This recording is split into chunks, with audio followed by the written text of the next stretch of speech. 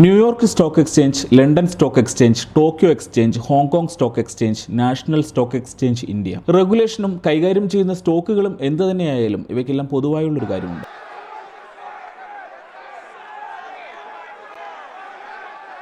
ഒരു trading floor. ആ നടുത്തളത്തിൽ exchange open ആവുന്ന സമയം മുതൽ മുഴങ്ങുന്ന അട്ടഹാസങ്ങളും ആർപ്പുവിളികളും നെടുവീർപ്പുകളും. ട്രേഡിംഗ് ഫ്ലോറിനെ ചുറ്റി നിരവധി സാറ്റലൈറ്റ് ഓഫീസുകൾ, വലിയ ഡാറ്റാ സെന്റർ. ഇതൊന്നുമില്ലാതെ ചലിക്കുന്ന ഒരു സ്റ്റോക്ക് എക്സ്ചേഞ്ച് ഉണ്ട് ലോകത്തിൽ. ഇന്റർനെറ്റിൽ മാത്രമുള്ള സ്റ്റോക്ക് എക്സ്ചേഞ്ച്. ബ്രോക്കർമാരുടെ ആർപ്പുവിളികൾ നിറഞ്ഞ ട്രേഡിംഗ് ഫ്ലോറോ വ്യവസ്ഥാപിത രീതികളോ ഇല്ലാത്ത പുതിയ കാലത്തിന്റെ stock exchange. National association of securities dealers automated quotation system എന്ന നാസ്ഡാക്ക്.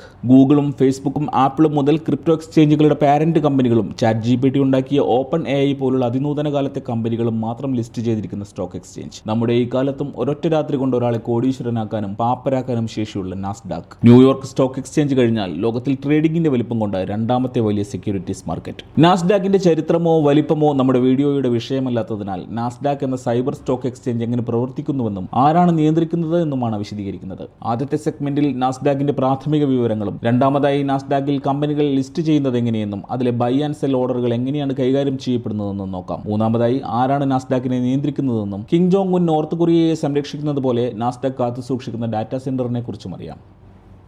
11 wall street, New York. അതാണ് ന്യൂയോർക്ക് സ്റ്റോക്ക് എക്സ്ചേഞ്ചിന്റെ ട്രേഡിംഗ് ഫ്ലോറിന്റെ അഡ്രസ്സ്. 10 പാറ്റർനസ്റ്റർ സ്ക്വയർ, ലണ്ടൻ എന്ന അഡ്രസ്സിൽ ചെന്നാൽ നമുക്ക് ലണ്ടൻ സ്റ്റോക്ക് എക്സ്ചേഞ്ച് കാണാം. ടോക്കിയോ സ്റ്റോക്ക് എക്സ്ചേഞ്ച് ഷുവോ റീജിയനിലെ 21 നിഹോൺബാഷി കബുട്ടോച്ചോയിലും, national stock exchange Mumbai Bandra Kurla കോംപ്ലക്സിലെ ജി ബ്ലോക്കിലും സ്ഥിതി ചെയ്യുന്നു. എന്നാൽ നാസ്ഡാക്കിന്റെ അഡ്രസ് തപ്പിയാൽ അങ്ങനെ ഒരു ഫിസിക്കൽ ട്രേഡിംഗ് ഫ്ലോർ നമുക്ക് കണ്ടെത്താനാവില്ല. കാരണം അങ്ങനെയൊന്നില്ല. നാസ്ഡാക്ക് ജീവിക്കുന്നത് കമ്പ്യൂട്ടറുകളിലാണ്. ഇന്റർനെറ്റാണ് അതിന്റെ ജീവശ്വാസം. 100% ഡിജിറ്റലാണ് നാസ്ഡാക്ക് സെക്യൂരിറ്റീസ് എക്സ്ചേഞ്ച്. 1971 ന്യൂയോർക്കിലെ ഒരു കൂട്ടം സ്റ്റോക്ക് ബ്രോക്കർമാരും റെഗുലേറ്റർമാരും ചേർന്ന് ലോകത്തിലെ ആദ്യ ഇലക്ട്രോണിക് സ്റ്റോക്ക് മാർക്കറ്റായി നാസ്ഡാക്ക് രൂപീകരിക്കുന്നത്. അമേരിക്കൻ റെഗുലേഷൻ ഏജൻസിയായ ഫിനാൻഷ്യൽ ഇൻഡസ്ട്രി റെഗുലേറ്ററി അതോറിറ്റിയുടെ നിയമങ്ങൾക്കനുസരിച്ചാണ് പ്രവർത്തനം. $34.59 ബില്യൺ മൂല്യമുള്ള വിവിധ ഇനം സെക്യൂരിറ്റികളും സ്റ്റോക്കുകളും നിലവിൽ നാസ്ഡാക്ക് കൈകാര്യം ചെയ്യുന്നു.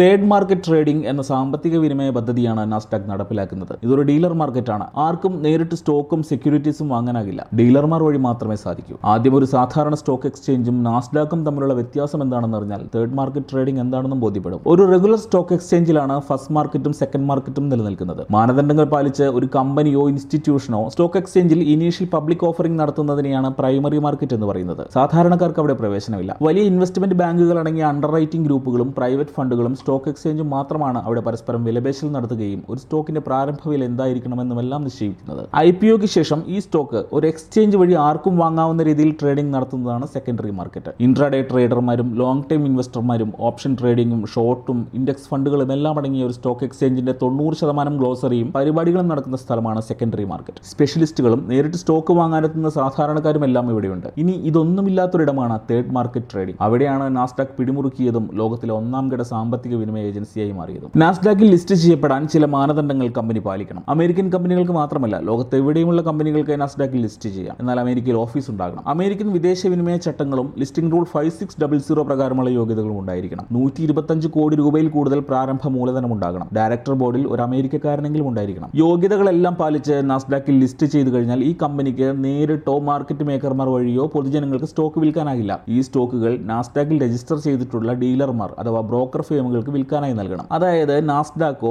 ലിസ്റ്റ് ചെയ്യപ്പെട്ട കമ്പനിയോ അല്ല ഓഹരി ഇൻവെന്ററി സൂക്ഷിക്കുന്നതും വിൽക്കുന്നതും, മറിച്ച് ഈ ഡീലർമാരാണ്. ഒരു സാധാരണ സ്റ്റോക്ക് എക്സ്ചേഞ്ചിൽ ഓപ്ഷൻ മാർക്കറ്റ് രീതിയിലാണ് വിൽപ്പനയെങ്കിൽ നാസ്ഡാക്കിൽ ഇത് ഡീലർ മാർക്കറ്റ് രീതിയിലാണ്. അതായത് സ്റ്റോക്ക് എക്സ്ചേഞ്ചിൽ കൂടുതൽ ആവശ്യക്കാരുള്ള സ്റ്റോക്കിന് വില കയറുകയും ആവശ്യക്കാരില്ലാത്തതിന് വില താഴുകയുമാണ് ചെയ്യുക. നാസ്ഡാക്കിൽ അങ്ങനെയല്ല. ഒരു കമ്പനി തന്നെ പല ഡീലർമാർക്ക് സ്റ്റോക്കുകൾ നൽകും. ഈ ഡീലർമാർ പരസ്പരം മത്സരിച്ച് വില കയറ്റി വിൽക്കുകയും താഴ്ത്തി വിൽക്കുകയും ചെയ്യും. ഇതെങ്ങനെയെന്ന് വെച്ചാൽ 2 പ്രൈസുകളാണ് കമ്പനി ഡീലർമാർക്ക് നൽകുക. ആദ്യത്തേത് ഓഫർ പ്രൈസും രണ്ടാമത്തേത് ഡിമാൻഡ് പ്രൈസും. ഓഫർ പ്രൈസ് ഓഹരി ഒന്നിന് ഇത്ര $1 എന്ന കണക്കിൽ തങ്ങളുടെ സ്റ്റോക്കിനും സെക്യൂരിറ്റികൾക്കും കമ്പനി വാഗ്ദാനം ചെയ്യുന്ന പ്രൈസാണ്. പ്രസ്തുത കമ്പനിയുടെ ഡിമാൻഡ് കൂടുതലാണെങ്കിൽ ഓഫർ പ്രൈസിലും കൂടുതൽ വില നൽകാൻ ഇടപാടുകാർ തയ്യാറാകും. ഡിമാൻഡ് കുറവാണെങ്കിൽ കുറച്ച് വില നൽകാനും. ഇതാണ് ഡിമാൻഡ് പ്രൈസ്. ഇത്തരത്തിൽ ഡീലർമാരിൽ നിന്നും സെക്യൂരിറ്റീസ് വാങ്ങാൻ മില്യൺ കണക്കിന് ഇടപാടുകാർ ലോഗിൻ ചെയ്ത് കയറി വരുന്നു. മില്യൺ കണക്കിന് ട്രാൻസാക്ഷൻ പ്രതിദിനം നടക്കുന്നു. ഓരോ ഇടപാടിലും നാസ്ഡാക്ക് ചെറിയ വിഹിതം വാങ്ങുന്നു. ഇതിനു പുറമെ ലിസ്റ്റിംഗ് പ്രൈസായും മറ്റ് സേവനങ്ങൾക്കുമായി നാസ്ഡാക്കിന് വരുമാനം ലഭിക്കുന്നു. ഇനി ഇന്ത്യയിൽ ഇന്ത്യയിലിരുന്ന് നാസ്ഡാക്ക് ഓഹരികൾ വാങ്ങാനോ? വിവിധ ബ്രോക്കറേജ് സ്ഥാപനങ്ങൾ ഇന്ത്യയിലിരുന്ന് നാസ്ഡാക്ക് സേവനങ്ങൾ നൽകുന്നുണ്ട്. നാഷണൽ സ്റ്റോക്ക് എക്സ്ചേഞ്ചിന്റെ IFSC സബ്സിഡിയറി വഴിയും നാസ്ഡാക്ക് ETF വാങ്ങാം. നാസ്ഡാക്ക് ഇൻകോർപ്പറേറ്റഡ് ആണ് ഈ വെർച്വൽ സ്റ്റോക്ക് മാർക്കറ്റ് നിയന്ത്രിക്കുന്നത്. അഥീന ഫ്രീഡ്മാൻ ആണ് നിലവിൽ CEO. കഴിഞ്ഞ വർഷം $214 മില്യൺ